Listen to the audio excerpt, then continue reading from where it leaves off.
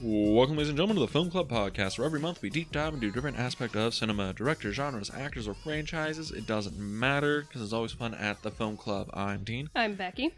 And this month we have a whole new theme. We're in Newvember, where we're only watching new movies. But it's not that quite new theme, because we love doing Newvember, but it's got a twist. Yes, it does. For the entire month, we're going to have it curated by guests of the podcast, and the first guest we have is Alex. Introduce yourself. Hi, I'm Alex. That is Alex. It is. And you brought us a whole new movie this month, one we have not seen before. You brought it in for reasons unknown, but what movie is it? Under the Silver Lake. Under the Silver Lake 2018, directed by David Robert Mitchell, who also directed It Follows. Yes. And this movie also low-key might have killed his directing career? Maybe. We don't know yet. All right, but Alex, I gotta ask, where the fuck did you find this movie? I remember when it was supposed to come out in theaters, and I never saw when it was released, but then, like a year later, I saw it on Amazon Prime, and that's how I watched it. Yeah, this movie has a very weird release schedule, because I guess it premiered at Cannes in 2018 in like May. Mm-hmm. And then it got panned or bombed by the critics. Like the critics had no idea what to make of it, and A24 already like put their money down to buy the film. And it was supposed to have a wide release, and then A24 was like, this ain't gonna make dick. So then they released it to VOD in like April of 2019, like a year later. Possibly, but I just found it on That's what I Amazon have Prime. written down. All right. I wasn't there. If it was written, then it must be so. Yes. Correct. I read it on the Wikipedia, because that's how I do my research. Fancy. Indeed. But yeah, so what made you want to talk about Under the Silver Lake, Alex? I feel like it's an underwatched and underappreciated film. Dare you say lightning in a bottle? Oh, God. I don't dare say it, but maybe towards the end, maybe I will say it. Maybe you will say Maybe it. Dean will say it. Ah, Lord. But yeah, so Becky, this is your first time watching it. Same with me. What were your initial thoughts going into the movie? No. I want to hear your thoughts.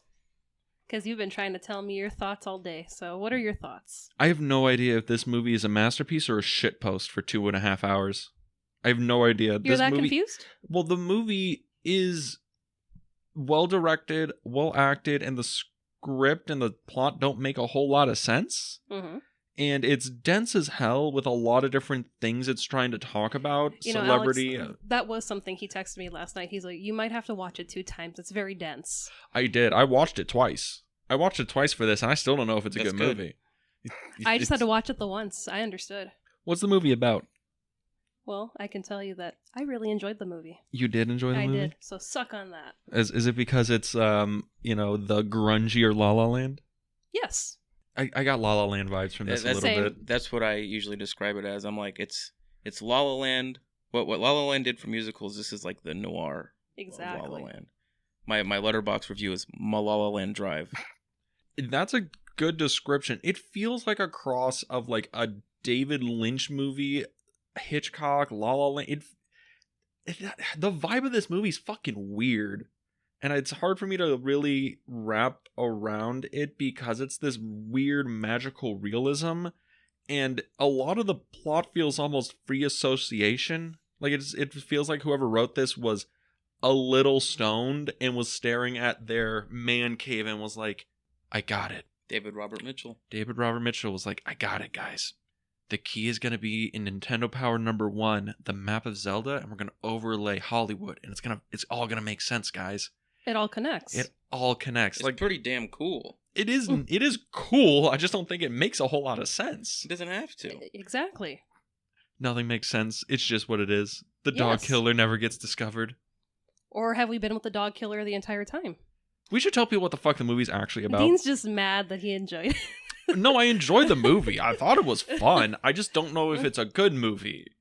Right? Like, I liked the movie as a viewing experience. I do not know if objectively this movie is good, because the plot, the script don't make a whole lot of sense. There's weird logical leaps that are happening that I don't know how you could organically come upon that. And I don't know, it feels like the movie's a little up its own ass in some sections.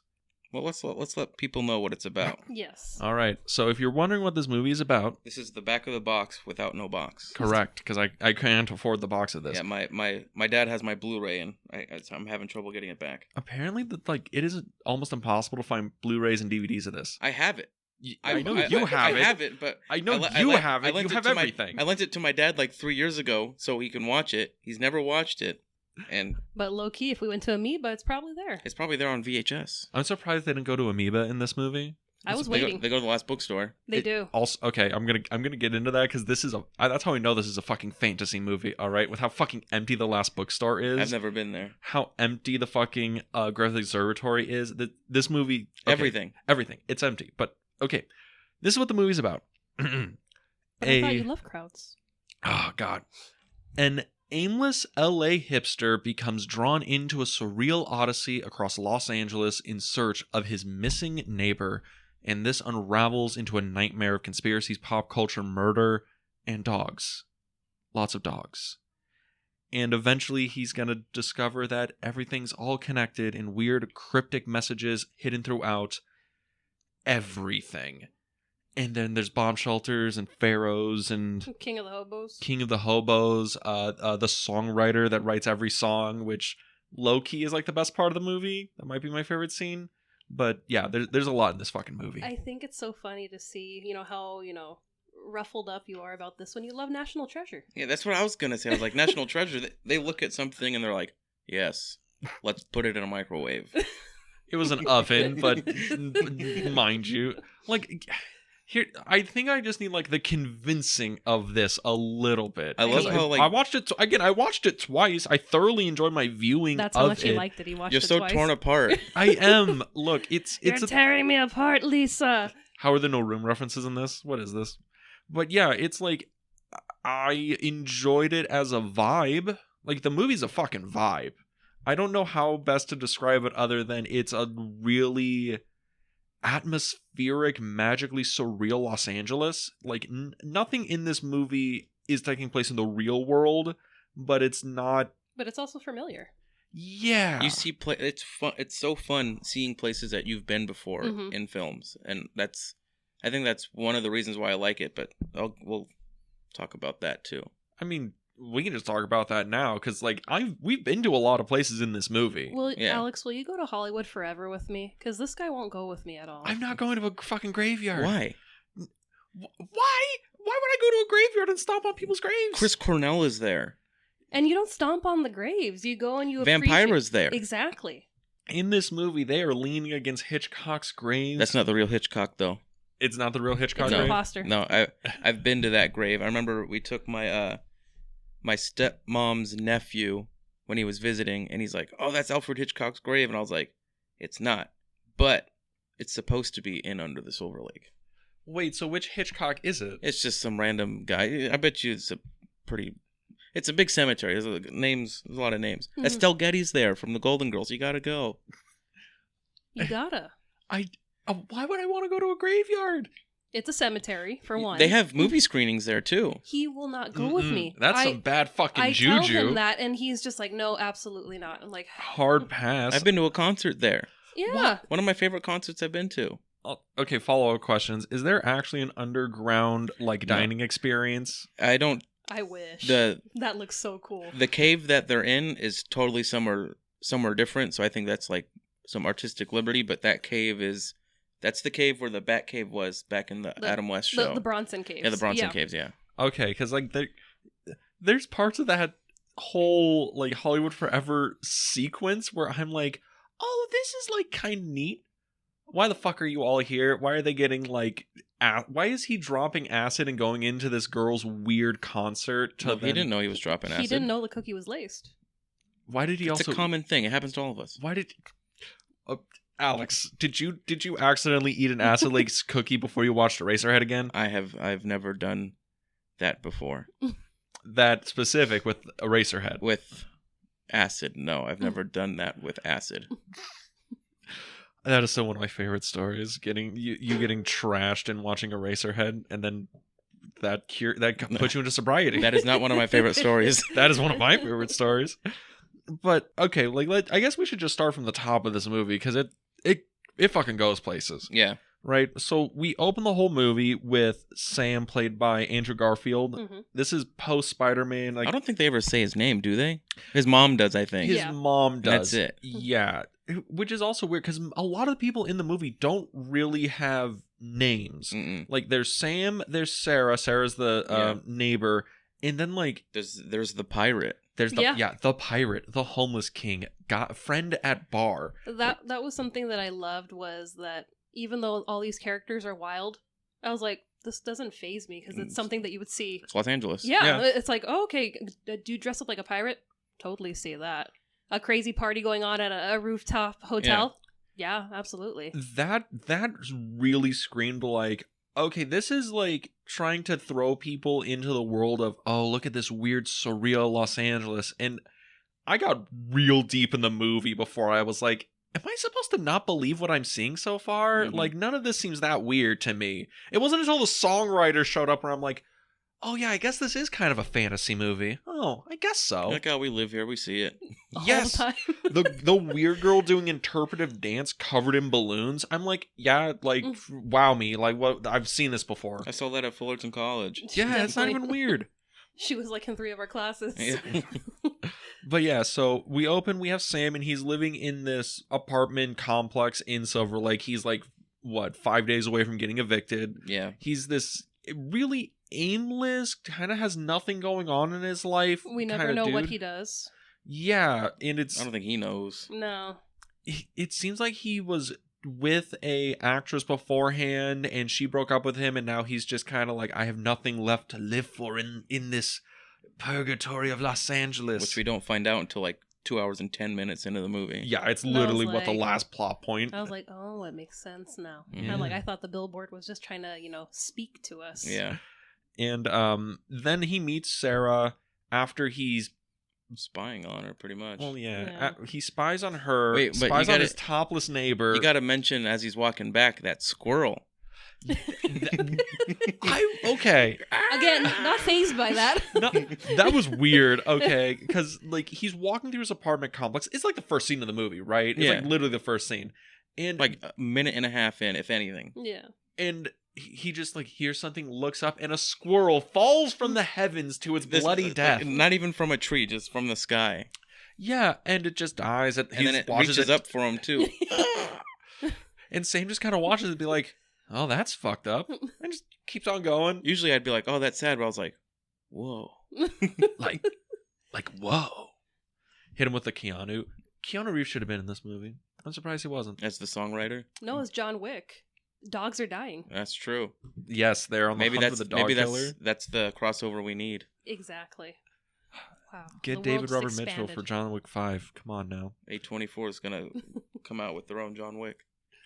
Okay, so So he meets the neighbor he meets the neighbor who has a dog. and he's like, "Oh wow, you're like pretty, and I'm Andrew Garfield, so me spying on you wasn't creepy." And then they, hit it off to a good old start. I mean, you forget the girlfriend coming over, and then Is that his girlfriend, And Or- his or just sneaky his- link. or is like Yeah. fuck buddy? I guess. I mean, she does bring him groceries.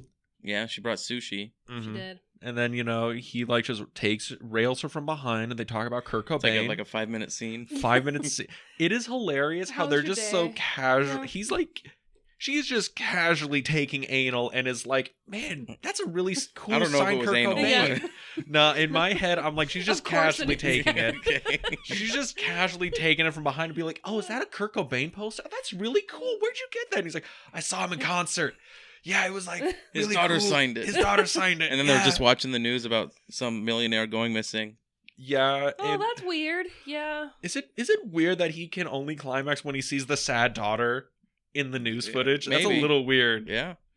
And then mean, also It gets the weirder later. It the, does. the parrot next door too. There's a parrot next door with the naked lady. Mhm. It's saying something that they don't know what it's saying, Or- which I don't know what that's supposed to mean. I think I know what it's saying, but I'm gonna wait till the end when it comes up again. Because every It's the time they're last like, thing. "Oh, is it saying this?" It sounds nothing like what it's No. saying. God no.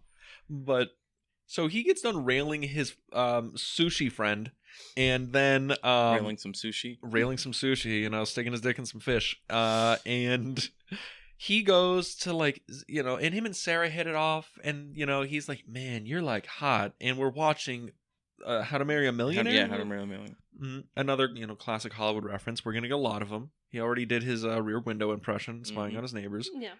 And then her roommates show up before he gets a chance to stick his dick in her fish, and then there's a whole thing. Excuse me, in her saltines. In her saltines. Sorry. And then there's a pirate there.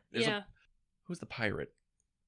Does it matter? He's a pirate. Yeah, I guess he's that is him. LA staple. Did you laugh when you saw him for the first time? Yeah, I thought it was weird. Again, because the movie is described as a neo-noir black comedy, right? And I'm like, oh, this is going to be like a laugh riot. And I see the pirate, and I'm like, oh, okay, I know what kind of movie this is going to be. Okay. We're going to see a pirate ship going down like Hollywood Boulevard. And that shit just doesn't fucking happen. I never got that vibe. Oh, I got a vibe. When he follows them through the lake, I was waiting for him to just emerge in a pirate ship. You thought he was like just the Flying Kraken? Yes. I thought we were going to get into that weird shit, but it doesn't happen. But yeah, he goes back to his thing. I think he has a dream, a weird dream sequence. There's of a her lot of dreams. Eating. Yeah, there's the fireworks going off when he's leaving her, and she's like mesmerized by the fireworks. There's so many details in this movie we're probably gonna miss just talking about it. There's so much. But that first dream sequence where she's eating the millionaire. Yeah. Scared the shit out of me. and then it's not her. It's just Who was that? I don't know. It was just some dude.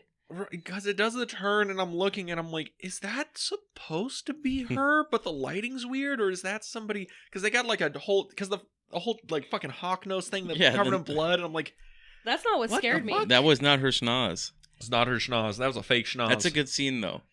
When the body just gets folded off, it just spreads apart. I think I said, "Oh shit!" out loud. I was like, "Oh fuck, what is this?" Alex is gonna give me nightmares. Let me guess. You watched this really late at night, and that was a bad idea. Yes, I told you I'd finish this by like 3 a.m. I did, and then we get what looks like the thing from Signs, the alien. Yeah. And I never thought about that, but when I watched it the other day, I was like, that reminds me of Signs. And I was like, oh shit, I'm really not sleeping tonight. And I wanted to walk through there because that's at Griffith Park. Yeah. And I'm like, is that where that is? Yeah. Uh-huh. Okay, because I was wondering, because he walks through that park a few times, and I'm wondering where that actually is filmed. No, that's the bottom of Griffith Park. That's where the abandoned theme park is. The abandoned zoo. There's an abandoned zoo. There's an abandoned zoo. Yeah, it's like the zoo's like over here, like on like one entrance, and then that thing's like right on the other side of the hill.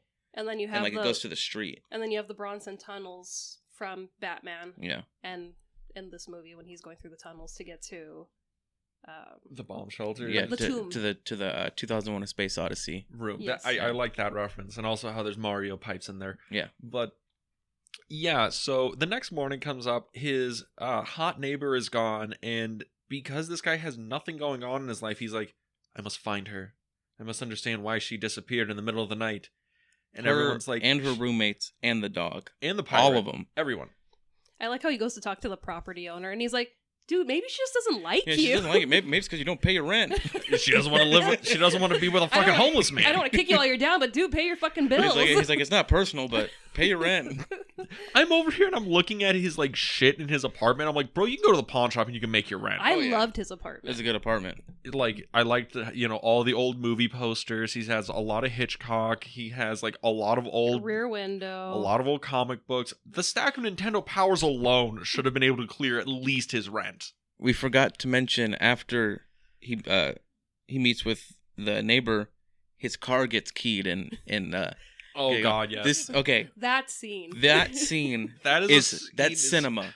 That scene is cinema right there when he beats up the little kids. And then shoves a raw egg down his throat. Fuck yeah. I'm watching that. You know that whole like screenwriting thing is like, like save the cat, blah blah blah. I'm watching that and I'm like, that's how I know that man's my hero. Him beating up two adolescents for keying his car. That man is my fucking hero. Whenever I see a movie and kids get beat up by grown people, not like, oh, the kids are getting beat, not something sad. Yeah, no. When kids are getting beat up and for righteous reasons. Yeah, for righteous reasons, I'm like, this is cinema.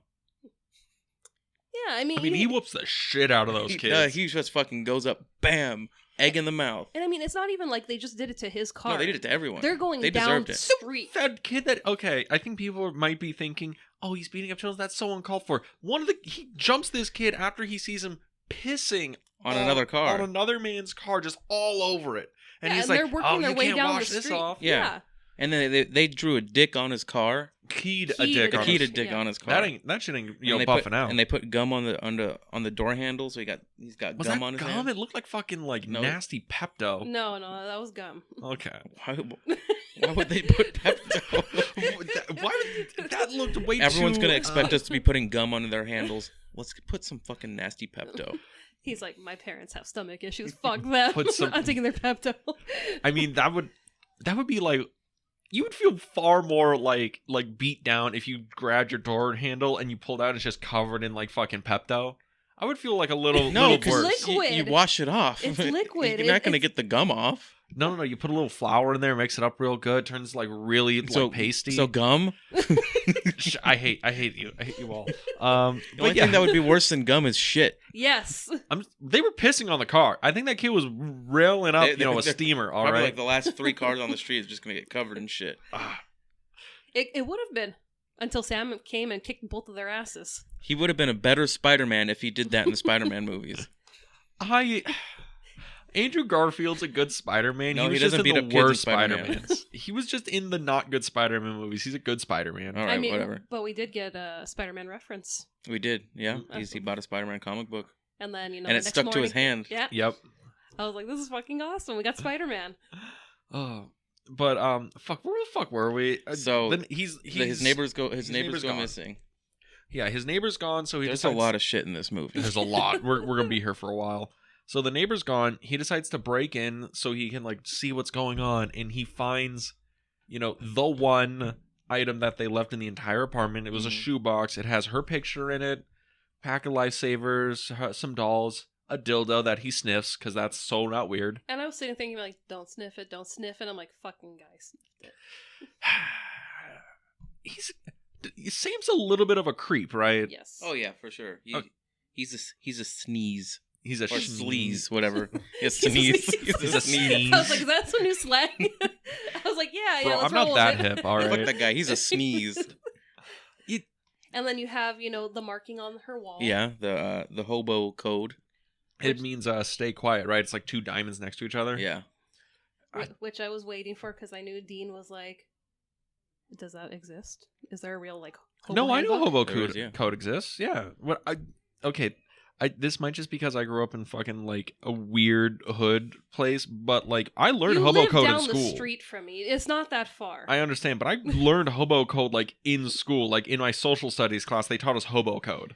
When I was young, I always wanted to just, ride on trains and live my life, going from train car to train car. So I learned the hobo code. That's what you sound like, Dean.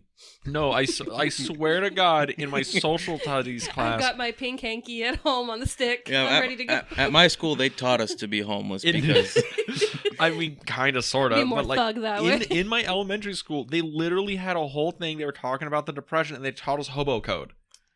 That was like a real thing, like they did in my class. Is this like the same time that you met Weird Al? I did meet Weird Al, but this is No, also more you real did than that. not. I You did swear not. to God, that just this like was when a you real met Tom thing. Holland. I did meet Tom Holland. Don't you take that away from me. He's like, he's in this movie. Spider-Man is in this movie. So Yeah, they see the hobo The code. graduation rate at my school was very low, so they taught us hobo code. It was, but yeah, dude. Like I learned hobo code in school. That was a real thing I learned. But so somebody shows up to the apartment He has to sneak back out of the apartment. so swiftly, so smoothly. He sneezes his way out of Yeah, the apartment. he sneezed his way out. Excuse me. And then we get the Vertigo reference where he follows Starts them, trailing. trailing them through LA, and he gets he catches up with them at a fucking It's like outside of a high school football field. high school football field, and then some numbers flash on the street. And then he writes them on the back of his rent check, with a Sharpie. Wait, was that what it was? Yeah, it was his rent check. It says any writing under blah blah blah, and he writes right under it. Wait a minute. So could he have paid for his rent at any time and just refuses to? Probably. And that's one of the major flaws of him. It's like all these things you could have done to save your apartment, pick yourself back up, but he's just choosing to go with the conspiracy. Mm-hmm. I think that gives into his like self-destructive behavior. Because he's a little like He's a voyeur. he's definitely a voyeur. He's like a classic Hitchcock protagonist. Mhm. He's very voyeuristic, very obsessive. He doesn't know when to quit. Mhm. And even then he's very like self-destructive. Yeah. You know, there's so many points in this movie where it's like, bro, like you could literally take a knee right here and be fine. Like everything would be totally fine. The more you dig, Just the more call it's it a gonna day. hurt. Mhm. Yeah. You know, just deliver your rent check. I mean, Just at do least he that. wasn't a drunk. That's true. Well, he might be. I didn't get that No. whatsoever. No. Like after the movie's over. Like he's definitely gonna be a drunk after this. Well, I'd imagine after the movie's over, he's just shacking up. Just chilling with topless bird lady. He's Yep. now one of the ghosts that he complained about. Yeah. Yeah. So he follows them to the high school football game. They get the code, and then he follows these like 3 women to Rooftop party in yeah. downtown. which that party was a little too real for me. I like how he's in the pool, and then he's immediately in the bathroom completely dry. No, he's not dry. I like that detail. If you look, his hair's still wet, and it's like you can see it's like clinging to his chest and stuff where it's still wet. It looked dry to me. Nah, dude, he's still a little dripping. He's got the drip going on. Okay. I do like how he got kicked in the balls for like confronting that girl. In the bathroom. Yes. Yeah. Also, she could have handled that so much differently if he was like, "Where's this girl? Where is she?" She could have been like, "Oh, she fucking moved back to like Montana. Fuck off, guy," and just walked out. Yeah. With the Knutsons. With the Knutsons. Yeah, so he follows them there. He gets fucking nothing out of it. And other than the whole party atmosphere of LA is With Jesus and weird. the Brides of Dracula. That's what Yeah. that's it. And then the party comes to a standstill once they find out what's his name. They found what's his name's car. The millionaire. Yeah, millionaire's Severin? car. Yeah. Yeah. Is it Sevens? Sevens. Yeah. 7. Billionaire 7, he's dead. His daughter's there and she's like, "Oh my god, I gotta go." She runs off. And, you know, I mean, it was a bit more dramatic than that. it was but- slightly. He was a lot quieter. And then Sam is like, "Well, I guess back to the drawing board." And he gets I gotta keep invited to looking." a concert at the next night at Hollywood Forever. Forever. Yeah. Do we have? There's a scene in between us where we finally meet like Topher Grace, right? Who's playing The friend. yeah. I think he's credited in the movie as friend at bar. Thank you. I think he has a name. I don't think so. I don't know. I He's mean, in he's in Spider-Man as well. He is. Spider-Man 3. Yeah. Yeah. Eddie Brock. You know, he's Venom. Yeah. Mhm. And he's like in this movie he's like the epitome of That hipster, LA hipster douche guy who just doesn't shut the fuck up. who will But everyone loves for some reason. who will fly his drone into women's apartments and Yep. watch them. Start doing a body double thing. How did you get that drone? Amazon, my Amazon. guy. That's where I get it. That's where everyone Get gets everything. That is a really weird sequence where he's flying the drone into that woman's apartment and she walks in. And she just starts crying. She takes takes her top off and she starts crying and I know I do that when I get home. I take my top off and I just sit and weep. oh really? Yeah. Oh, you should look into that. No, it's just part of the handbook. Really? You just sit there and you cry. Yeah. Huh. Weird. But do you cry and continually flick your eyes over to look at the director every couple of seconds to be Well, like, are we still y- going? Yeah, I need to, get my next direction. Ah, I see. It's a complicated world. I just cry. No tears, damn it. No tears. But that scene, that's one of those scenes that's in the movie because it's trying to say something about like the theme of going on. You know, there's more like voyeurism, the Hollywood system, women, things like that. But the next day, that is when his car gets towed. Mm-hmm. Yeah, it gets towed. And then there's that guy having auditions in his garage for a movie. okay, I love that scene. I saw that, and that was one of those things where I'm like, the director, I know you're trying to be like, look how weird and surreal this is, and I'm like, no, that's just so fucking normal. I've seen that like a lot of places. You just like go. What They is it? probably taught you in school about that. Alex, we literally did fucking auditions for like the short film like that. That's how right? prepared you are. I mean, yeah, we did. We're like, oh, just come to this random warehouse in Norwalk and we'll audition you. Yeah, dude, it'll be fine. And actors. Excuse me, a garage, and you guys all have to be dressed the same and walk, down the street diagonal. And just fuck Actors with the showed people. up. Yeah, they had headshots and everything. But that's one of those scenes in the movies where I'm like, yeah, this is so normal. I don't understand. Is this supposed to be a fantasy or not? Like, I don't get this. But hobo code. Jesus.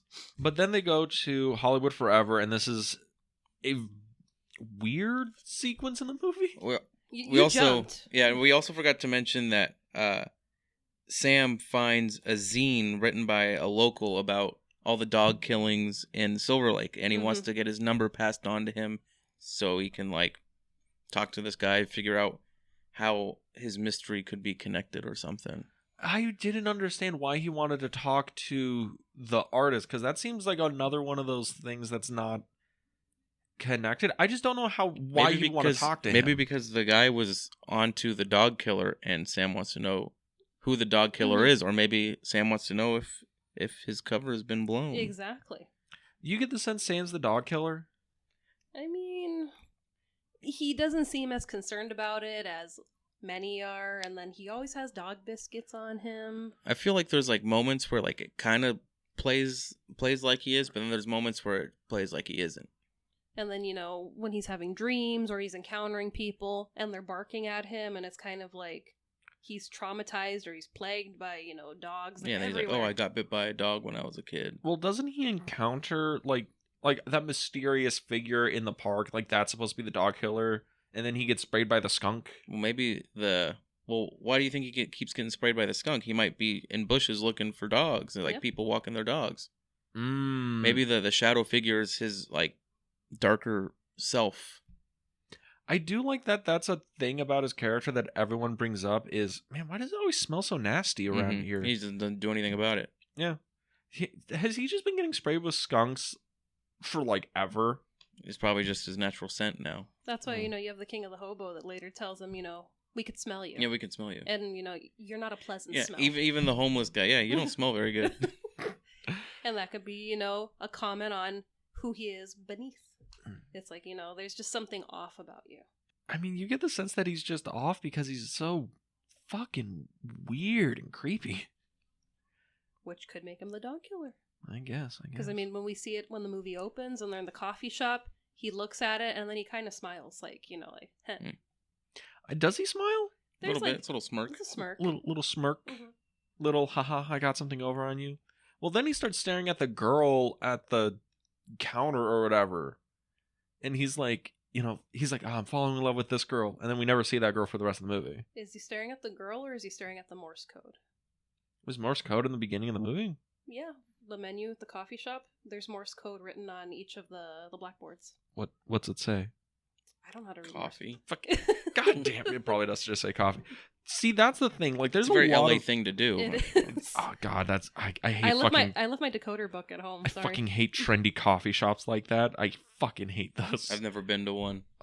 Okay. We just go to Starbucks. So now they make it to Hollywood Forever, right? Where we get to the concert, we get to see Jesus and the Brides of Dracula, who were going to be the Brides of Frankenstein, but then, didn't work out. And this is another sequence in the movie where Sam is... I don't know if I'm supposed to like Sam or not. Because he goes to the party, he's kind of drifting around, he meets the girl who is... The balloon girl. The balloon girl, right? And he's just having a great time with her, and she's like, let's just... Do you want to fuck? Yeah. And she's Let's like... fuck. Let's fuck. And he's like, okay. Oh, wait. I think I'm going to die. And he like runs off, but I'm just like, what? To a great REM song, by the way. Really solid REM song. I'm not a big REM fan, but that's a great song. It was a good club atmosphere, good dance music. Yeah, and they played what's it called? Brimful of Asha. Love that fucking song. Corner Shop. I don't. The music in this movie is actually pretty great. Yeah, I really like the soundtrack. The score is great too. Yeah. The song that Jesus and the Brides of Dracula play, is that like a real song, or is that just made for the movie? It's made for the movie. It's a good song. Silver Sun Pickups did it. It's like one of their few good songs. Okay, because that song actually kind of slaps. I kind of like it. But maybe you're just lost into the mystery now. Maybe. But I'm just curious because Sam's searching for Sarah because in my mind he was like, oh, you might be the one because you were the one who got away, whatever. But at every opportunity, he's like, I can stick my dick in the balloon girl. Mhm. Yeah, it'll be fine. And then it's only like fate and circumstance that kind of stops him from sticking his dick in her. And I think by this point too, he's found out that Sarah's dead. Yeah. Like Oh, they yeah, find yeah. her body, or like Her body was attached to Jefferson Just Sevens. Sevens, yeah. And the dog's body was there too. which is fucked. Yeah. I mean, dog killers, man. So, okay, so she's presumed dead, and now his mystery changes from finding her to finding her killers, right? Finding out why. Yeah. Why? Because he thinks that there's something more going on than just, that happening. It's Also because they also say, because it prostitutes were with him. And he's like, They weren't prostitutes. Yeah. And then he finds out that they plus kind of were. with the mystery before, I feel like with the mystery before, it's not whether or not like, why I'm looking for she's dead. That's the end of it. There was such a mystery before trying to figure out. It wasn't just like, where'd she go? I'm looking for her. It was like actual like a lot of things happening to where like now he's like, okay, there's something going on. Yeah. Also, I love it when the pirate jumps out from behind the tree. I did think it was funny that that when they drop off the package at the pond or whatever, Echo Lake. Lake, the pirate literally just like jumps out of the tree, And the grabs it, music- and just starts sprinting off as fast as he can. I'm like, what the fuck? It's pirate Where's the behavior. Yeah. He snatches and runs. But yeah, so they're at Hollywood Forever, and he's like high as fuck. He sees the girl who was at the lake, and now he's like chasing her, and he just passes out in the graveyard, right? Yeah. And then when he comes to, he's at the grave of Janet Gaynor. Yeah, he wakes up there. But also the night before, he's talking to two actresses in the movie, and they get into a limo with the pirate. The pirate, yes. And I love how he just pops up. He just pops up. It's not like he's there, like, he's there. It's like, you see something, it looks normal, and then bam, in frame, here he comes. It's like, look at this nice sunset, and then it turns like 3 inches to the right, and there's the fucking pirate. Or like the sun turns around, and it is the pirate. The pirate is the sun. Yes. The pirate is LA. Pretty much. Yes. Well, the songwriter is. We're gonna get into that. The Homeless King. That is the LA. That is my LA. But we're getting there. We know you learned how to make those crowns in elementary school. Everyone did. They were great. So he wakes up. He's at the grave of Janet Gaynor, who is a running thing throughout the movie. Yeah, that his mom loves her. Yeah, and I don't know. I don't know if there's a significance to why it's specifically Janet Gaynor, or if it's something that they just wanted a classic Hollywood reference. I think it's like a classic Hollywood reference, but also like he's searching for meaning in things that aren't there. So I feel like that when that pops up again, he's like, oh, see, everything's connected, even though there's no way that is connected to what's going on at all. But in his mind, everything's connecting. I think that's another interesting thing about the movie. Is it a lot of what the movie is talking about is connections when there's just none there, and the premise of the movie is that there are connections that he's finding. When any rational thought would be these are just completely random acts, and he's trying to find meaning, But after the Hollywood Forever, where does he end up? We have to talk about him going to the illustrator's house. The illustrator. That's it. Yeah, I think that's his. I think that's a little bit before, but like he goes back again. So yeah. He goes to the illustrator's house. Who that actor's in Mulholland Mulholland Drive guy. Yes. Yep, he's the Mulholland Drive guy with the eyebrows. Yeah, and this guy collects life masks of celebrities, and he's a very weird person. He's a conspiracy theory guy. Yeah. I also want to know more about the cult of the whale. Because he points that out as his next issue he's working on. We also get a thing the Owl's Kiss. The Owl's Kiss, who's the beautiful woman who wears a taxidermy's owl's face and kills people. Circles the smallest little thing on a dollar bill. He's like, that's the sign of the Owl's Kiss. Lowest of keys, I pulled a $1 bill out. I knew he was going to. I pulled a $1 bill out and I had to check, be like, is this some bullshit they're making up, or is there like an actual like, not an owl, but like a speck there? They're like, oh yeah, that's fucking owl. And they even show it, and it doesn't even really look like an owl. You're like, yeah, that's what I was thinking. I was like, is it a thing where it's like, oh no, that's an actual thing on a $1 bill, and they're just like, it's an owl, but fucking no, that's just how the pattern worked out. But did you throw your wallet outside last night? You're like, You're like, this isn't safe. no, God no. Closed all your I need my windows. wallet. But yeah, and this guy is fucking nuts, Yeah, right? This is like if you thought Andrew Garfield was crazy in this movie, this guy is fucking just on. No, all the nuts are loose here. He strikes me as somebody who is But he's got a nice house. He does. really nice house for fucking LA as a independently. He doesn't have a family. He said that. Yeah. But he has all that collectible shit. Yeah. The life masks were awesome.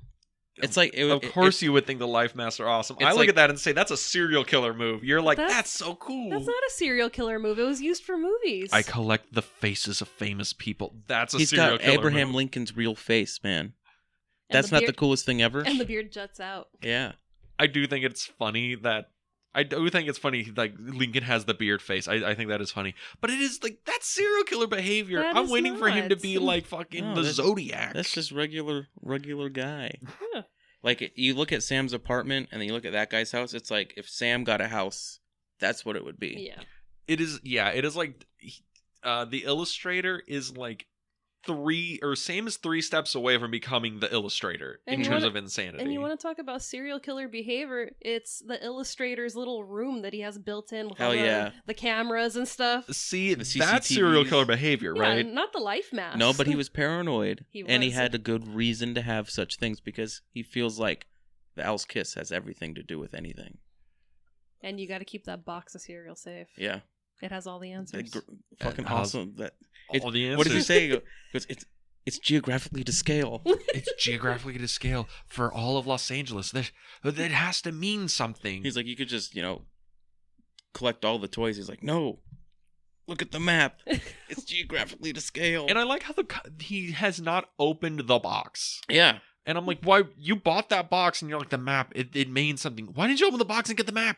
He probably didn't know that the map was in there. He probably thought it was just the map in the back. Or he was too afraid to open the box. Or he didn't want to know the true answers because he would be killed. But then he goes over with all the like hidden messages and like advertisements and all that. Which that's like one of the best lines of the movie, So do you goes think together like tits and hamburgers. Yeah. Do you think there's anything like that famous people have messages in plain sight like that we don't see? It's as common as tits and hamburgers. Which that's like some real like old school marketing shit. Hell yeah. That if you look at like old Do they advertisements, look like that? Yeah. Blow in her face. Oh yeah. It's like can't wait to have this cheeseburger in my mouth. You've got the fucking 2 Whoppers like titties.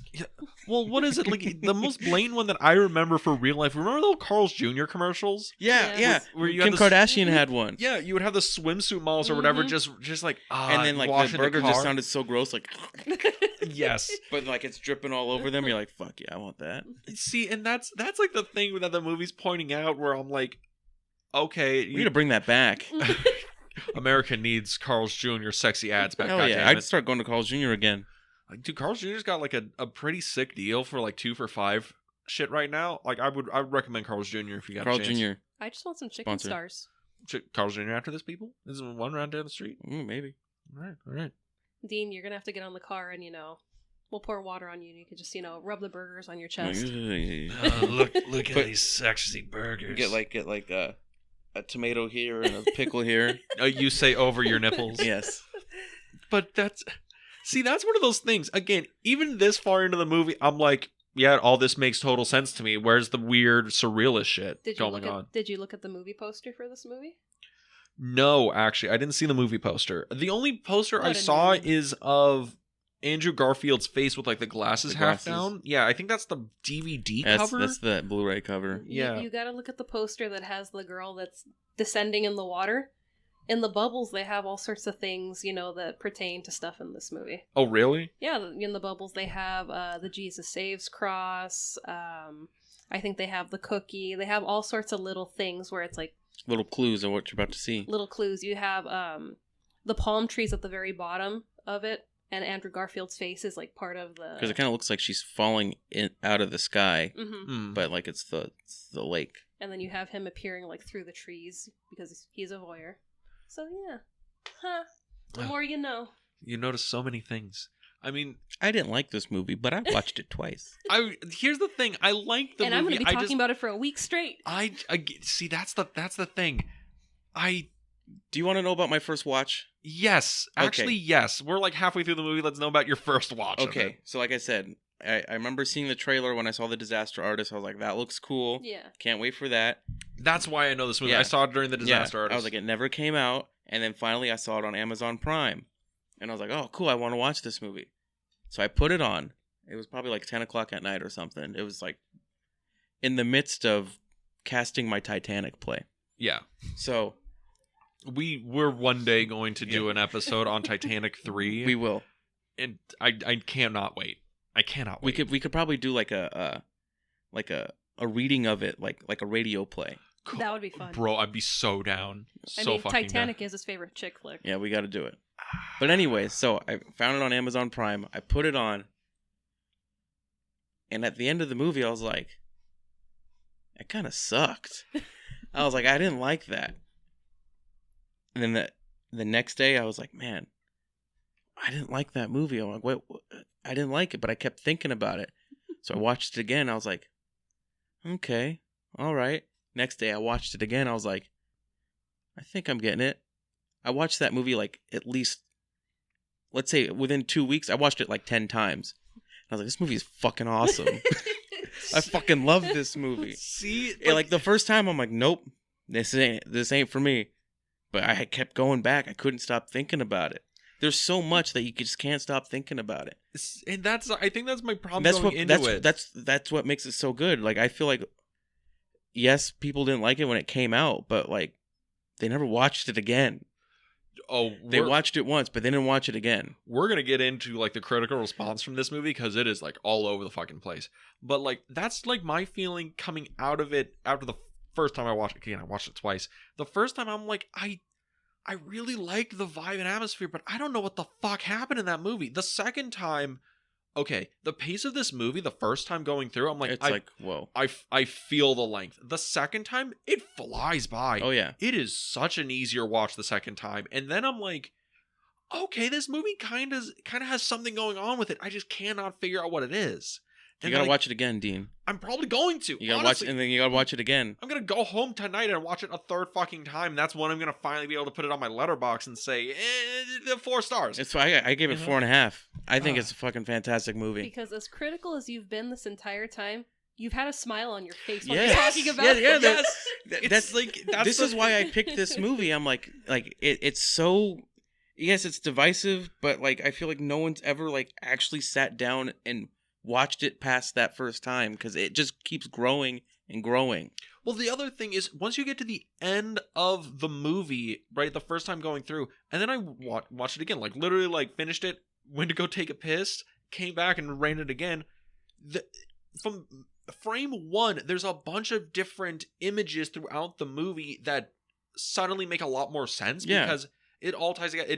It does, and like all the coding that's in the graffiti. The fact that the movie opens, it doesn't actually. But you should have open caught with... that the first time, Dean. You've learned all that. Exactly. I know, right? But here's the thing: in the opening of the movie, one of the funniest like little things I noticed is like it doesn't actually have a title. It shows up with little images of like animals. Yeah. And it's like a unicorn, a dog, a tiger, and a lion. And it's like it's spelling out the Silver yeah. Lake. Yeah, right. And I was like, oh, okay. I just thought that was just like cool little visual gag at the beginning of the movie. Because again, I'm not paying fucking. I don't think they're gonna open the movie with like, all right, so are you up to date on your cryptography and can you figure out like Morse code? I didn't think they were gonna open the movie like they that didn't for teach me. you that in elementary school? I learned hobo code. So when the hobo code showed up and I was like, I know what that means. So when you went piss, you went back and threw your records in your first grade fucking notes. You're like, oh yes, here it is, my little hobo code brochure that we made. I got that shit locked in here, man. All right. All these composition books. Yeah. Where is it? Bro, again, for like my elementary school history has a B plus on it. For my elementary school history test, we had a whole thing where it's like for the Great Depression era, one of them was the whole like write out what these things in hobo code. All right, that was part of the fucking test. It wasn't teach the children cursive. It was teach them hobo code. Yeah, we didn't learn. I learned cursive on my fucking own. Different kind of squigglies. Yes. Which we don't use cursive. What was the point of learning that? I've never needed to use it in my life. And the times that I have used it in my life, I was like, oh, maybe for this paper they'll want me to write it in cursive. And I turn it in and the teacher or professor would be like, oh, this is very nice. Someone wrote it in cursive. And I'm like, were we not supposed to? Didn't I learn to write this stuff in college? Exactly. I have discovered cursive is good if you're a bad speller. That is true. My cursive is, well, not a bad speller, but my cursive looks great compared to my fucking chicken shit regular writing. Yeah, God. Weren't we having a conversation about spelling recently? Yes, where that I you can't said- spell for shit. Yeah, you were like, I didn't get 2 degrees to spell. And I was just like... I mean, I was didn't. elected to lead, not to To read. read. Exactly. One of my most relatable quote in cinema. Gets to my soul with that one. But yeah, this movie just grows every fucking time. It gets in your head. It plants the seed the first time. It just keeps going and going and going, and you're noticing things you've never noticed before. You start turning into You Sam start turning a little into bit. yeah. You're just- You're gonna be walking around like looking at like MG12XU. Yeah, it's gonna come up later. I'm gonna notice it. It's like the And number. then you're gonna see it on a fucking like a license plate. Dude, it's like the that Jim And then he Carrey started movie. Screaming. as Yeah, he's the number driving. 23. It's number 23. Yeah, you're like who's that driving? Bro, like I think You I see- watched the number 23 like too young. That movie fucked me up. I was like, oh, there's numbers everywhere, man, everywhere. And then after a week of like being like, oh, what do the numbers mean? My mom And was then like, Dean, shut the fuck up. It was just a movie. I'm like, okay, I guess it's I was over. like- your mom's like, yes, people need to know where to go. We need numbers on the buildings. She was like, Dean, just worry about the hobo code. You have a test next week. You need to know these things. Jesus Christ. Okay, so where the fuck were we? So he met with the illustrator. We have him going to Hollywood Forever. So now he's got to go to the party.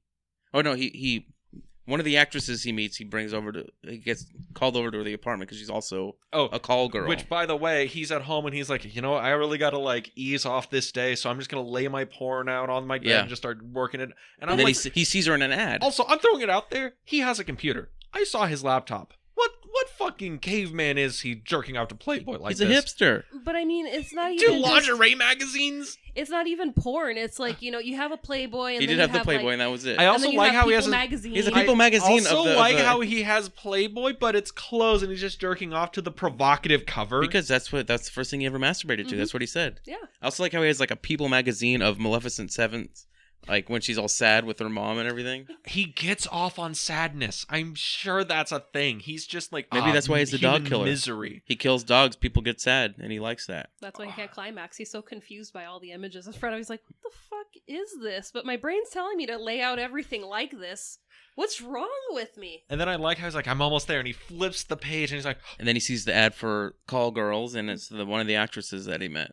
yes. And And he calls her over. I was a little grossed out because I paid attention to which hands he was using. He used his jerking hand to pick up his phone. That's bad form. That's really gross. I don't know. I don't do any of that stuff. Jesus. Ugh. Gross. We're all about that straight edge lifestyle. Yep. So then he calls her over, and then he finds out that she's seen Sarah before. She works for the Shooting Star Escort Agency. And that she's seen Sarah before at a party at some like gated neighborhood. And that's pretty much the whole extent of that scene. And then the next day, he goes back to the illustrator's house, and he's been murdered. Yeah. Suicide is what they say. He's been suicided. Suicided.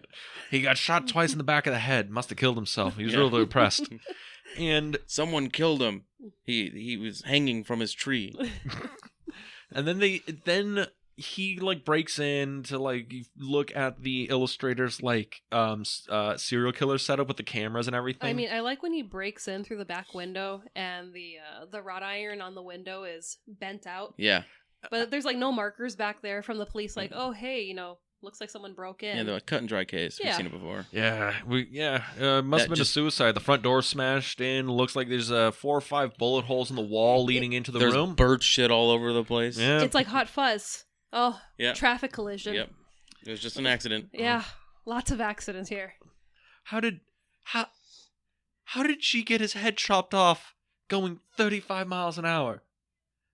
Also, why is it in the other road? It was an accident. I don't know what to explain to you. Yeah, But he goes in, he looks at the video, and this is probably where I got a hint that this was not in real Los Angeles. This scene is so fucking cool. This is the David Lynch homage. Hell yeah. This, I think they literally, this same thing happened in, what is it, Fire Walk With Me? Where it's like, oh, you know, Coop's looking at the video monitor, looks out in the hallway, and then there's different things going on. But yeah, this is a good scene. This is good tension. This is good build-up. The owl lady shows up. Hawk girl shows up. Yeah. Yeah. Buck ass naked except for an owl mask. And the bush. Yeah. That's just part of the owl mask. Accessories. Yes. It's been a long day. Let me take these off.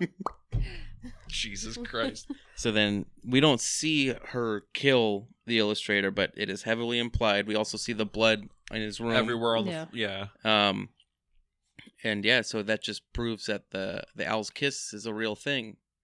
And then is it... Can you imagine that whale trying to get into his house? It would have just smashed the house. You You just fucking see a dead whale on top of a house. What happened? He killed himself.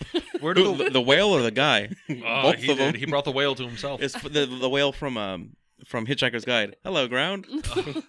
Oh God, I haven't watched Hitchhiker's Guide to the Galaxy in forever. I love the book. It's a great movie. I haven't watched it in forever. I love that movie. But the owl's kiss is a for real thing. That, as far as we know. Yeah, in the movie. it's on film. It's on videotape. Yeah. So then he sees that, and then he grabs his cereal box? cereal box The magic because he didn't cereal take box. it the first time, and then he goes to a party, a chess party, to meet the actress girls. To meet the actress girls, and then to confront. Wait, does he meet Yeah, the to Hobo King confront- before this? No, he doesn't meet the Hobo King until Well, because he finds the code in the song, and then he's going to confront Jesus at the chess party. So I think he's okay. So Yeah, this yeah, is around yeah, the yeah, same yeah. This is time. why Yeah, the yeah. movie is There's so so fucking much going There's a on. shit Yeah. ton that goes on. All right, for so a 2.5-hour movie. Like there's like 4-hour movies that don't have nearly as much stuff as this movie. yes, And this fucking is in true. the span of 4 days. Yes, Yes, or 5? It's 4. Is it 4? I'm pretty sure it's 4. 4 or 5. Give it or takes take. place in 2011. It was all He the was all same over day. the Because the officer does give him an extra day, so Yeah. that could be what leads it into 5 days. Okay, so but I think he figures Yeah, out he the figures out a code code. in Jesus and the Rise of Dracula song. And he Right. uses the pizza box to, write down his code. Perfect. I would do the same. Need a lot of workspace. Mhm. And he figures out that he needs to go He rubs Dean's head. rub Dean's head. As You soon know, as when I I saw was that, I under- was like, "You gotta be fucking." I kidding totally me." forgot about it, and I was watching. I was like, Dean's gonna love this. Yep. Dude, lowest of lowest I was like, keys, what have I done? I'm like, I I'm never watched- gonna hear the end of this. on the lowest of keys. I'm watching the movie and I'm like, is this one of those alternate reality movies? Like, did it read my IP address and it changed it for me? Like, what the fuck is this? Rub Dean's head. Okay. Yep, you got it. Again, let me call up Becky Yeah. real So quick. rub Dean's head under Newton. Yes. And then that leads him to the Griffith Griffith Observatory. Observatory. And looking outside, and then you see the observatory hmm in the clouds, and I'm like, Yeah. The haze of all the smog. yes, the smog Yep. of LA. The most realist of real shots in the whole Yes. movie. Yeah, real shots, but it's Griffith Observatory is fucking empty. There ain't no one there. Nothing's It's under morning. construction. It's early morning. I don't think it's even that empty in early morning. You don't They know? close it. They do close it. They Mhm. do? Yeah, and they like patrol. Oh. But the grounds are usually available. So Mhm. if the you can do observers, like the hiking trail, but you can't Yeah. do the observatory. Yeah. Makes sense. Which he takes the hiking trail. yeah, well, when the homeless king shows, because he pets, Yeah, he rubs Dean's head Rub and he waits Dean's under Newton. Newton's statue, and then the homeless king shows up. Who? I love the way My spirit animal, the homeless king. I just love. I'm the homeless king. Who are you? The homeless king. Follow me. Or he put put Yeah, the Yeah, someone's blindfold on. Yeah, and let me guide you.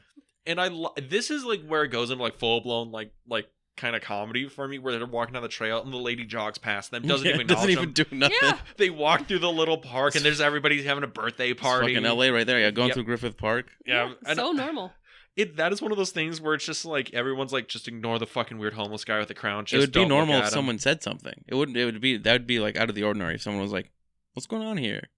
That would be like, oh no, that is where I would be like, oh, this is a fantasy film. Yeah. Right there. But he takes him to the tunnels underneath Mhm. like Hollywood mountain, I guess. Yeah, Mount Hollywood. Mount Yeah. Hollywood. And Hollywood Mountain. It's like Magic Mountain. 45-minute wait, and you can ride Hollywood Mountain. They're gonna play the Red Hot Chili Peppers through the coaster. Oh god. Race back to Hollywood Mountain. Yes. And this is where he finds the Also known as Mount Lee. Mount Lee. Yeah, Mount Lee. Mount Lee. Yeah, Mount Lee. Like you've Mount mounted. Lee Crew. You've mounted, so you Mount Lee did it. Interesting. Mount Lee Crew. Yeah. Or Hollywood Mountain, which is known and loved by all. It's not even a mountain. It's a hill. It's a thing. It's a big one. But he goes in and he finds the tombs, right? Yeah. Like the bomb shelter looking thing. I like how it has the same like exterior like for the Egyptian theater. Yeah. He even says, "Oh, it's a bomb shelter." Yeah. And it's the same setup as 2001: A Space Odyssey, right? Yeah, it's like the same room. one. Yeah. It's not like the same set, but it's like meant to look like it. Yeah. I don't know if it's the same set. Probably not. Yeah. But I do like how all the pipes and everything, they're all the green like Super Mario pipes. Yeah. And then he just crawls out and He's in a fucking grocery store. Yeah. steals some milk and keeps on keeping on. Yeah. Little nod to Big Lebowski, just takes a little milk from the That's grocery exactly store. what I thought of. And then I think right after this is where he goes to the party with Jesus in the Technicolor Dreamcoat. That's where he goes. That's where he goes to the illustrator's house. And then Because finds out then they're he's dead. dead. Yeah, and then he goes to the party, and then at the party is when he meets. He goes to meet The Dracula. actress. Yeah. He beats up Jesus. Yeah, Jesus. Sorry, Slaps the shit out of him. Yo, We get a and that nice fucking close up. we got a fucking aerial pan down for the fucking shit in the toilet. Yeah, we're just gonna push in How on we- this shit. Like, come on, that's a great shot. Why is it in the movie? I think like the first time I watched it, I wasn't really vibing, but that was like, whoa. Like, what the fuck? You're doing this? I wasn't vibing with the movie the first time I watched it, but when that happened, I was like, You're watching it and you're just like, this is the tone. I'm like, I'm well, that and when he beats up the kids, those were the two parts I was like, you know what, this movie's on to something.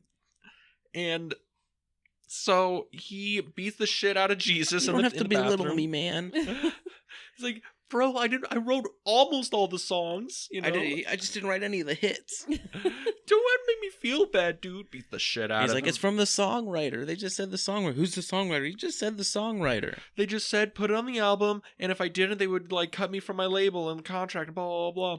And so he's like, I gotta go to the songwriter. Which the actress before tells him that them. mentions a songwriter. Doesn't Mhm. say the name, just says songwriter. Yeah. And he goes to the song and he talks to the actresses and Gets them to take them to the gated community. Yeah, and gets Which and a beautiful shot when he's walking in that mansion, man. that's one of those that's like a matte That had to be a matte looking painting, thing, yeah. right?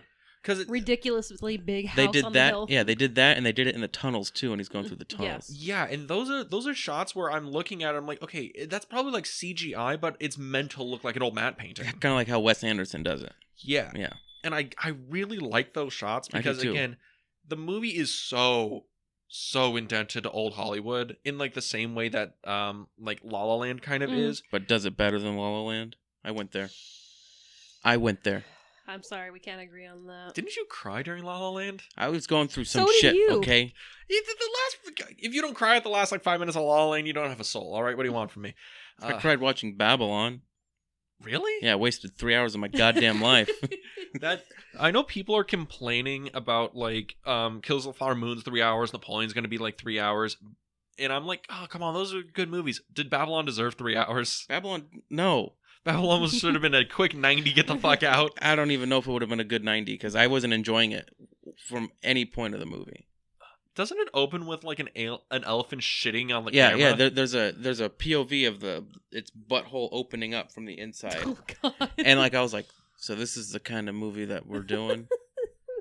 And then you were disappointed that it wasn't that kind of movie. No, I was disappointed that it was. I thought I was getting like like a real like drama or something. I was like, no one said no to Damien Chazelle at all during this. Because Damien Chazelle, he also did La La Land. He did like a bunch of stuff, didn't he? He did Whiplash. Yeah. But his best movie, he didn't even write. First Man.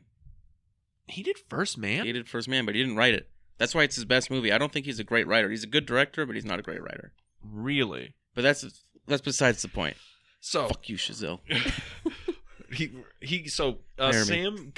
Sam goes to Goes to the songwriter's house. Big old mansion on the hill. Which is also kind of a callback to Citizen Kane. A little bit. Yeah. A little bit, yeah. Also, I like when he's walking into the mansion, like the exterior of it, because it looks kind of like that Sunset Boulevard. It's a little run down. Yeah, it's the one from Neon Demon. Okay. Yeah. But this is like my favorite scene in the movie where the songwriter's there and he's just playing all the hits. Diddling away. And he's like... He's got all the instruments. Got Kurt Cobain's guitar there. He's singing Backstreet Boys. Yeah. He's like, I've written every song your daddy and granddaddy danced to. He starts the song playing you Beethoven. He goes, Yeah. this one, I wrote it too. And Which, he's just like, stop, please make it stop. It's kind of like, whoa, so like music isn't as old as we thought, kind of in a way. Or how old are you? Yeah, exactly. What are you? Yeah, are you a human? He dies like a human. Yeah. Well, it's the thing where he's like... When he starts playing like the Nirvana riff, right? For Yeah. Smells Like Teen Spirit. And Andrew Garfield's like, no. That's in my head. I'm like, is this commenting that it's like, oh, music is like an industry? Everyone's like, oh yeah, Nirvana changed the world, blah, blah, blah. It's like, no, like a corporation like sold you Nirvana. Yeah. Like they staged the rebellion so they can profit off of you. Is that what the movie's doing with the songwriter? Yes. Yes? Yes. All right. I like it. That was a very assertive yes. Because I want you to think about everything that you enjoy and that see if was- it's been question it. manufactured. I mean, yeah, music's manufactured. The sure. first 4 Metallica albums, not manufactured. Anything after, Why corporate trash. do you hate the Black Album? I need to know. Because if I wanted to listen to it, I'll put on Britney Spears. You are horrible, sir. Horrible. You also you think Injustice for All is their best album? It which is you their were- best album. You're wrong. Ride the Lightning's their best album. Ride the Lightning's like a close number 2, 3. You're wrong, sir. Wrong. Ride the Lightning's their best album. I'll die on that hill. Second best. Dean just has a thing against lightning. Yeah, it's true. You know that he's like this album. It's Ride the Lightning in the bottle. I mean, Ride the Lightning. That is lightning in a bottle. So what? Okay, so he meets the songwriter. This scene's fucking cool. I also thought Songwriter's that taunting him, him, basically like, yeah, there's shit everywhere. and he's saying like none of it means anything. Yeah, it's all meaningless. Yeah. Also, I thought the songwriter was like Even the like Saved an by the actual Bell actor. theme. The Cheers theme was what got me. Yeah. I'm like, sometimes you wanna go. I started singing along to it. I'm not gonna lie, but I thought the already songwriter gotten was to gonna you. be a like cameo from like an older actor. It looked like it, and they just put makeup on him. I was like, because they're hiding his face for like half the scene. I'm like, Yeah. is it gonna turn out to be fucking Dick Van Dyke? Is that gonna be like the reveal here? I was just waiting for something to happen, but no, it's just some. Should have been some Betty White. dude. Now, that would have been hilarious. Dressed up as a man. Dressed up as a man, exactly. It should have been Johnny Depp dressed as Betty White, dressed as a man. You know, Layers to this. the songwriter kind of looked familiar, and then it just popped in my head right now. When we went to go meet Sam Raimi, remember that older gentleman that they brought in that was really nice? He They looked walked just up- like him. He looked, and they brought him right to Sam Raimi, stopped the line, and Sam talked to him for a while, and then they escorted him out of the room. He just looked like this old superstar, really big, very nicely dressed. And everyone in the room stopped to look at him, and we're like, who is he? You should have smashed his face with a guitar. He was the songwriter. He was the songwriter. He was the songwriter. He's like a huge fan of Evil Dead. Sam, thank you so much. And it was like, Thanks oh, for using he's my like, music in your movies, man. Yeah, it's great. It's great. See, Fucking- it's all connected. It's all connected. Everything's connected. Dean's not gonna sleep. I'm gonna go home and watch this movie again. And just said, fuck it. I'm just gonna watch this movie every day for the rest of the year. This is the end of the year for my movies. But So the songwriter is telling him nothing matters, all this, blah, blah, blah. And then Andrew Garfield kind of, murders a guy. yeah, This is with the Kurt Cobain's guitar. this is the first time we see him kill anybody in the movie, right? We've seen him like get angry, like beat up the kids, obviously. Justified. That's Yeah. no jury in the world would convict him for that. But like right now, this is like the first time we see him unhinged. Again, Sam is like a really weird character. So it's the average LA male, Average LA male, you know, just beating a man to death with a guitar. freeloading and getting by somehow. So after the songwriter, where do we go? Because we're still that's like pretty deep into the movie, but we're still a little away from him actually getting to the like finding Sarah. Yeah, he Is this where he goes to the next party where we meet his ex-girlfriend and the no, that's like it's like pretty that- much right at the end. Oh, right after this, he's back at his apartment, and this is where the owl lady shows up. Oh, Yeah. Because he gets the gun from the From- guy songwriter. from the songwriter, and then he's like has to defend himself from the owl lady, who's And is it's in an apartment. creepy when she makes her appearance because it's just her legs that Wait, pop out. no, we missed the we missed when he opens the map, because he opens the map. Then the owl lady comes in. He opens the map. He meets the homeless king. Homeless king says the coyotes will take you where you need to go. Yeah. Then that night, the owl lady comes in and he escapes, sees the coyote, sees his ex-girlfriend. And that's pretty much it. It was so creepy. He sees the ex-girlfriend, and that's where the daughter is for the Severance part from the Severance, and then that leads us into the climax, right? Because she tells him about the thing on the wrist, right, with the bracelet. The bracelet that Oh, Sarah that was leads wearing. to the map. Oh yeah, you're right. Okay, you're right. This movie There's so much happens. This movie is dense as fuck. I just wanted to talk about the owl lady because Yeah. I love that when she goes into the bedroom to hide and he goes in with the gun and then he opens up his dresser. Yeah, and he he's opens like, the dresser. he moves his looking clothes. inside. And he's pointing the gun like, you're under my folded shirts, lady. I don't think I like so. how like the fucking break in the window is like the smallest little hole, like an owl. Yeah. Like a bird, something that would fly and through. it kind of has the shape of an owl Yeah. too. And this is when his landlord shows up, right, with a With cop. the cop. With the cop. And they're like, "Get the fuck out!" And he's like, "Please." And they're like, "All right, we'll give you one more day." It's the cop. She's the one. She's like, legally, I can give you another day. And the landowner's like, fuck. Like, Yeah. like. He's like, "I hate this asshole." I tried telling him the girl doesn't like you. I don't like you. He's like, I hate my job. So this is where he meets. Then it's the party. After Yeah, this? He goes in his PJs to the party. That's right. That's right. He But follows where does the homeless coyote- king say about the coyotes? Is that the first time he meets the The homeless first king? time he meets him, because The there's a first time- coyote eating the trash. After the owl Oh lady, yeah, he going looks through the outside. party. And then he's Yeah. like, the Or going- coyote. The first time he tells him that the coyotes will lead you where you need to go. Yeah, when he's When they're Mind everyone, Yeah. we all watched this movie like not that long ago. And it hours is ago. Hours ago, and it's still difficult to there's recall so everything. much shit that happens. And he follows the coyote to the party. And Yeah, that's where okay. the daughter of the wealthy man is and his ex-girlfriend. And it's like, okay, that makes sense. And now we get like a complete understanding of why Sam's kind of the way he is, like why he's so kind of Little like bit. aimless, and he's like, oh, we were together, you had the dog, and now I'm like and the kind whole of nothing anymore. LA's a small town, Yeah. and it's like we keep going party to party, event to event, and we keep seeing the same people over and over. And she's on the billboard. That's why he She- keeps staring at the billboard. Yeah, Okay. Yes, and then he meets the fiance of his the ex-girlfriend. fiance of his ex-girlfriend, and then he meets the daughter of the billionaire that was killed. Yes, and then they go on a walk together because 'Cause he she's says like, I she- want to know everything you found out about my dad's death. He's like, I've been looking into it. And then when he meets her, she's looking at a painting done by Janet Janet Gaynor. Gaynor. Yeah, all ties back. And And then they're walking, but they go for a walk. They're walking by Silver Lake. The reservoir. Yeah, the reservoir. And then the homeless guy yells at him, "You're fucking broker than I am." Fuck you, get over here and I'll fuck you. And then he's like, these homeless people, they're all ghosts just living on the And edge. he's Like, like, "Fuck you."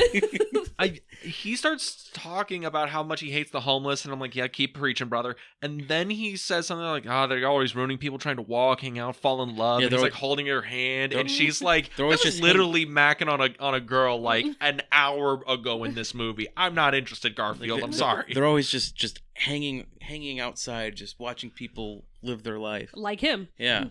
And then there's the daughter is like, "Oh, shouldn't we be worried about the dog killer?" He's like, I don't think the dog killer kills people. She's like, well, if someone's gonna kill a dog, why would they not think twice about killing a person? And he's kind of like, not worried about it at all. Yeah, very nonchalant. Definitely the dog killer. I think you've convinced me.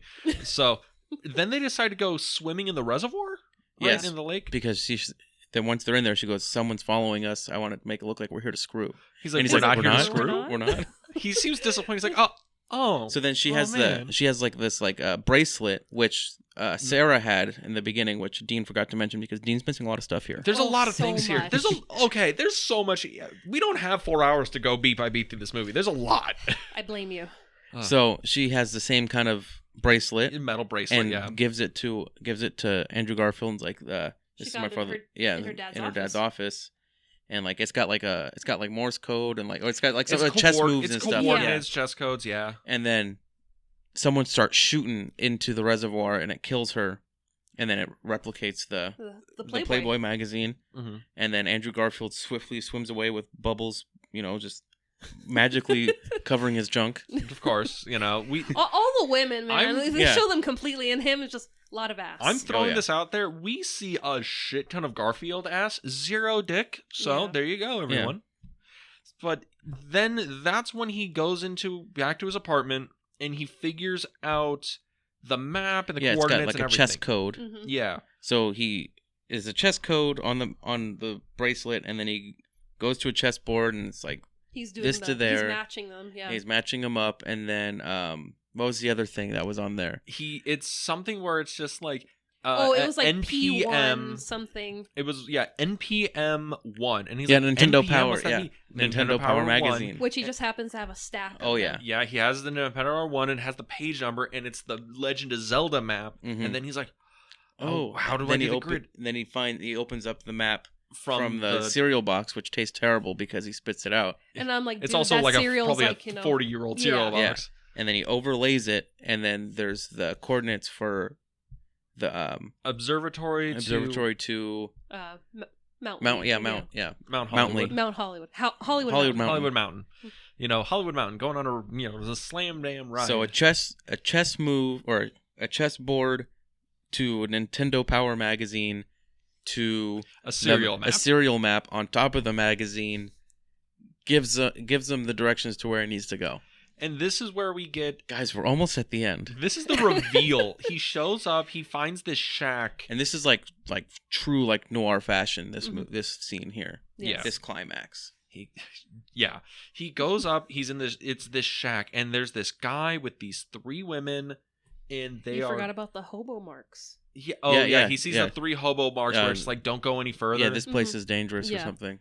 but But what does it mean, Dean? it You means know. this place is dangerous. Don't Okay. go any I'm further. just taking it from Alex. Just want to make sure. Yes, he gets up to the shack. There's this guy in there, and the 3 women That he's been following, he's trying been- to figure out. and they're all dressed like cult members, Mhm. Yeah. and he's In like their ropes. in their robes, and it's like, Drinking we're gonna, we are the new kings and pharaohs, and we are gonna like entomb ourselves so we can ascend and blah blah blah. Weird culty shit, right? Yeah, And Sam's like, and well, it's where the exclusive. Only the wealthy. only the wealthiest of wealthy can afford this. it takes a lot of money to build Yeah. secret tunnels under Secret Hollywood. tunnels, and kill people without killing people. And have 6-month-long bunkers that you can live in. Yeah, Which with enough food to last 6 months until you ascend. yeah, which you'd starve to death. Yeah. Yeah, But until then, you get to bang, just have fun. For 6 Watch months. TV. yeah. What is it? We watch TV, have sex. Just wonderful. Sit on the couch naked. Yeah. And So then they end up being able to call Sarah in her bunker yeah, so that they with can a talk. weird like video phone. video phone from like the fucking 1960s Batman show, pretty much. Yes. They just left it over in the caves. Yeah. This is one of the best things about the movie is when he finally gets to talk to Sarah. Sam's like, "Hey, I've been looking for you," and she's like, "Oh, why? Why? We met once. We barely know each other." And And he's just like, yeah. and he's like kind of heartbroken about it, but I'm like, actually, yeah. Yeah, what You the fuck? literally had a hour-long conversation. Goddamn simp. How long? Okay, I've never seen How to Marry a Millionaire. How long were they watching that movie based on that scene? Who knows if they even watched the whole thing? Probably not, because the roommates came home. came in, yeah, and the pirate. Yeah. So I'm like, his entire like relationship and obsession of this girl is over a 90-minute conversation, maybe If that. Hanging out. He does have the Marilyn Monroe dream though about her. Really Yeah. cool. It's like shot for shot for what is it? It was her last movie. I don't think it ever Something's got got to give. Something Yeah, it never gotta- came out because she died. Yeah. Because what is she only shot like what? Fucking 25% of the movie. Yeah, not Yeah. too much of it. Yeah, but really good scene.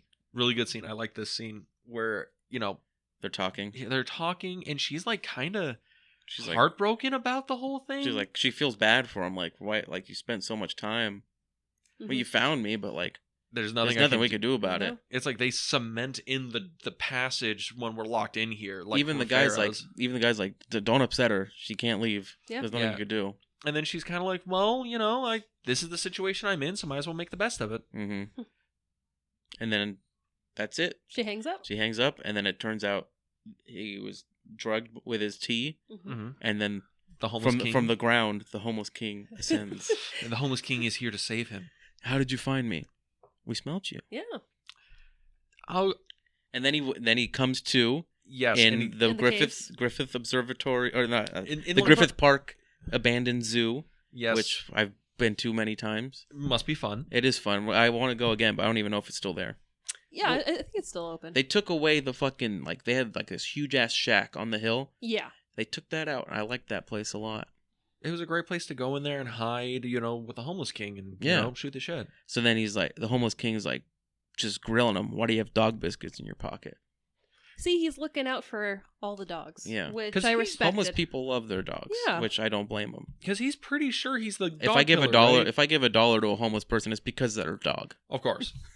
And then Sam gives like this kind of heartbreaking thing of like the only reason I keep it is so like I can give it to my girlfriend's dog because then I know everything will be like back to normal. Which then at that point I start questioning, like, Yeah. is he the fucking dog killer? Because now I don't think so. Or is he that good? Or is he that good?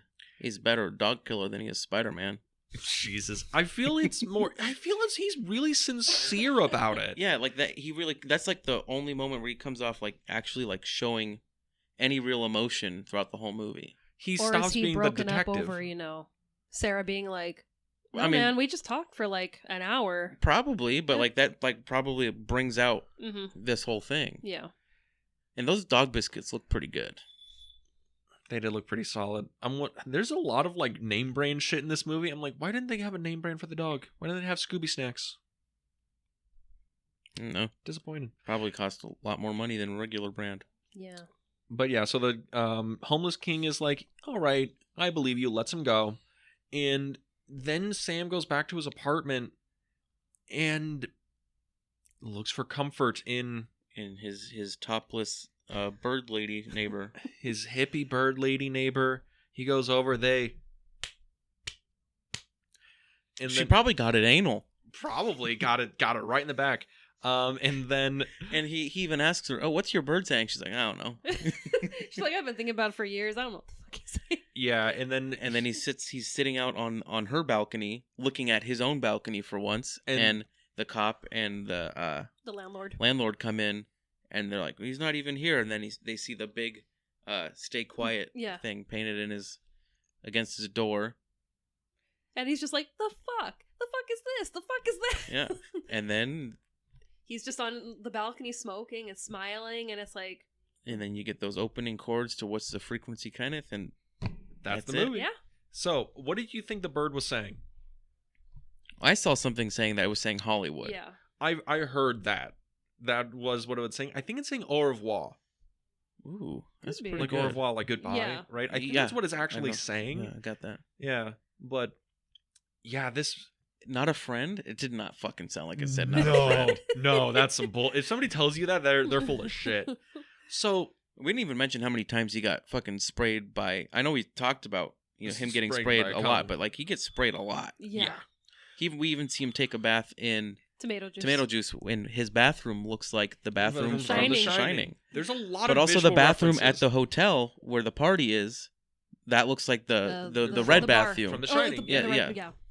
That's the thing. There's a lot of visual references to other movies. Kubrick, I think, has 3 visual references. Mhm. The Shining, like the 2 Shining bathrooms, and then 2001. 2001. And then overall Mulholland Drive. Yeah, the Mulholland Drive. Well, the Mulholland Drive is like almost the whole like narrative Yeah. aesthetic of this. There's also the point where so many shots are Real- like visually taken out of Hitchcock Rear Window. I mean, the shot when he's at the cemetery where he walks in and it's like that diopter Yeah, shot the diopter split up. where it's like, oh, that's like straight Hitchcock. Also De Palma. Yeah. But also, I haven't seen anyone talk about this. In his first Spider-Man movie, Andrew Garfield has a Rear Window poster in his room. Oh. So connected? Are these movies connected? They have to be because everything's connected. Everything, it's all there. So my question, what do you think the whole overall meaning point of the movie is? Because I think it's about how the Hollywood system takes in these young women and kind of like chews them up into this system. Because like think about it, it's all like the shooting stars, they're former actors, whatever, and they just brought into this like Hollywood system, and they're fed to these rich mogul dudes who just use them for whatever. Like I think that's what the movie's trying to talk about, but then it's also like the movie's dense as fuck, but I think that's the main point it's trying to get across is Hollywood's a fucked up system for beautiful young women.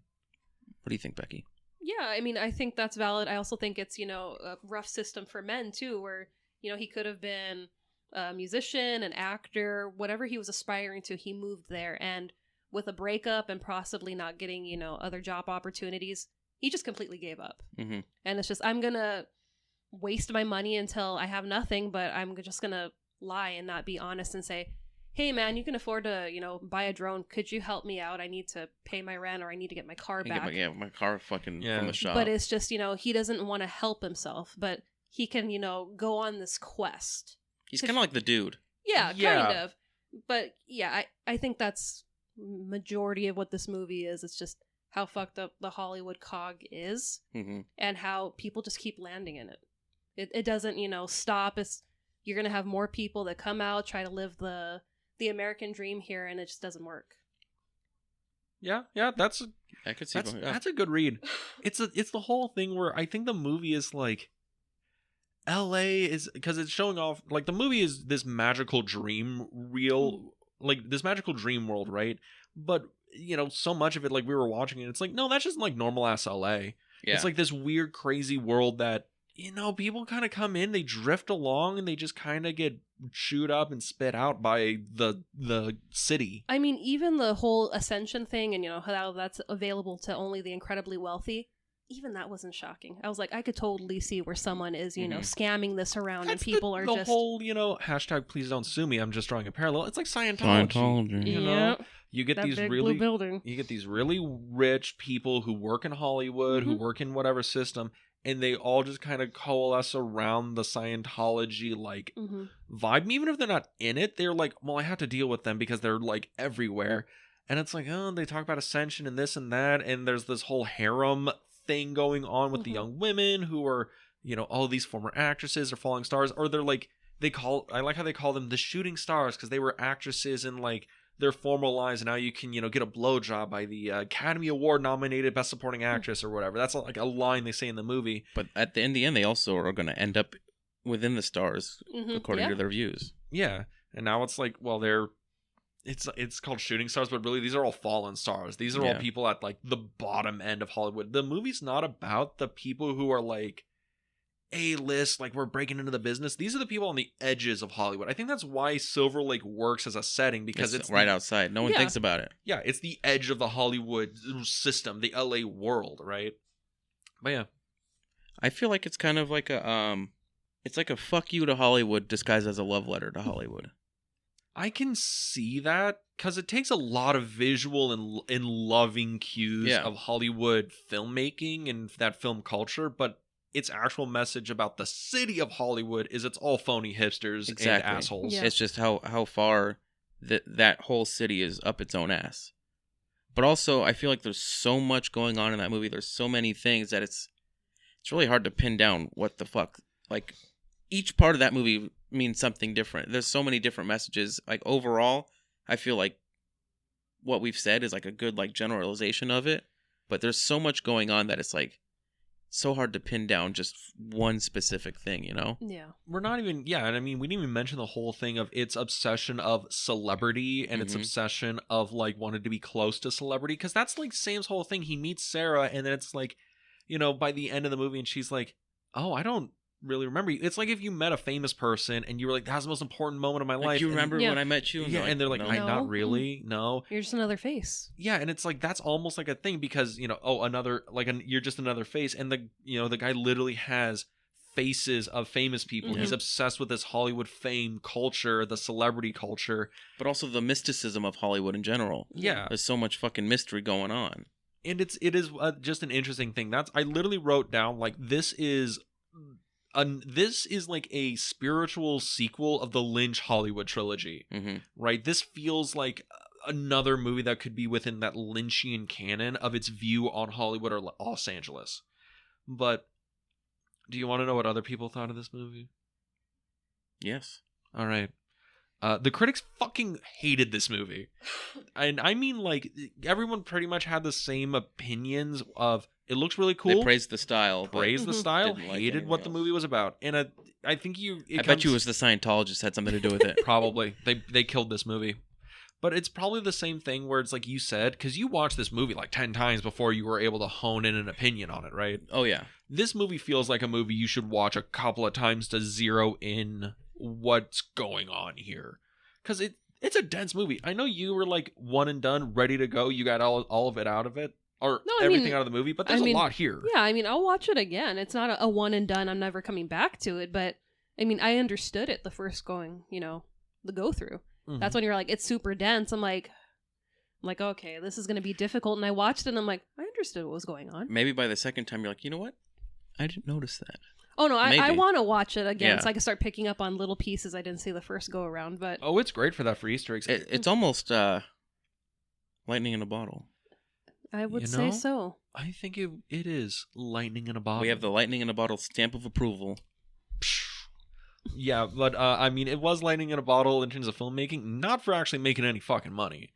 Because the movie cost like $8 million and made like $2 million. The amount of money a movie makes has nothing to do with the quality. It has everything to do with if that director will make something else. Because this guy hasn't made anything since 2018. I think he's working on a horror movie. I think again. Oh, which also I don't care for It Follows. I think it's kind of whatever.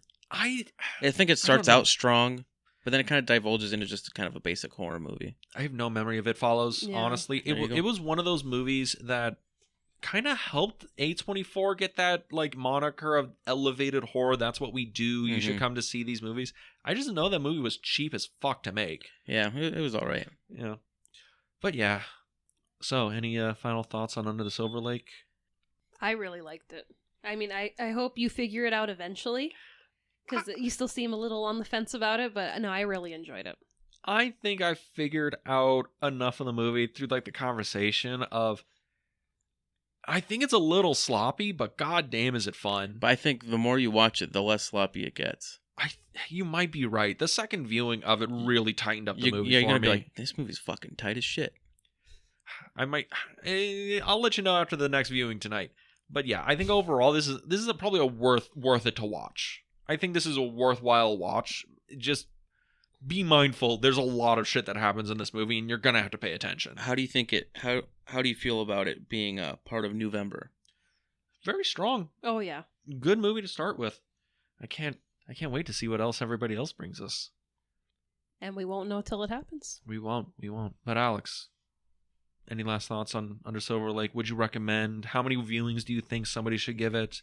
Andrew Garfield, should he have gotten an Oscar nod for this? How many lightnings does it deserve? How many lightnings? How many lightning bolts does it deserve? Out of 5. I give it 4.5 lightnings out of 5. But I think the score should have been nominated. The score's good. The score's fucking really good. That is something when I was looking at the critic stuff, everyone unanimously said the score was a banger. Oh yeah, everyone.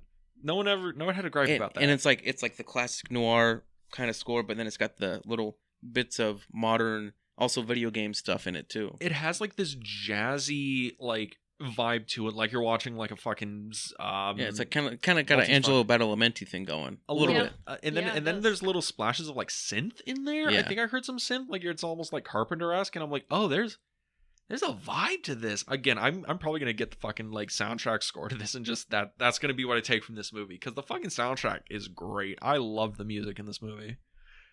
I just think overall, I think it's a very interesting viewing experience. There's always something new to it, and it, like I said, even if you don't like it the first time, you're not going to be able to get it out of your head, and then you're probably just going to end up loving this movie. I mean, they were really out of the box in the thinking of making this movie. The cereal box. The cereal box, yes. I wonder if they'll find the map in the cereal box. We won't know. But if you want to know what we're going to talk about next week, where can they go? You could go to our, I don't know, where will we go? We could go to social media, where we post, daily stories, upcoming episodes, random adventures we go on. Or you could follow us on Apple Podcasts, Spotify, Google Podcasts, YouTube. Yes, you can follow us on our YouTube channel, The Film Vault. That's The Film Vault on YouTube. Dean's finally gotten off his ass and is uploading more videos on there. And you can go there, like, comment, subscribe, and check out some of the new video versions of this podcast we're doing. But if you wanted to follow Mr. Alex, where can they go? Instagram, I have to look at it. Hold on. I forgot what my username was. Isn't it Leto? It's something. Hold on. What the fuck? Come on, fucker. Alex having a great time right now. It's a.leto_bitcool. A Leto bit cool. A Leto bit cool on Instagram. That's where they can follow Mr. Alex Leto. And then also my letterboxd Leva Dinch, where you could see my Yeah. my 4.5 star review of Under the Silver Lake. And I don't have anything really to plug right now. If anyone needs like any filming job work, done, or pictures, Send him a DM. yeah, slide into those DMs. All right, everybody. And with that, We'll see you next week at the film club. have a good week, everybody.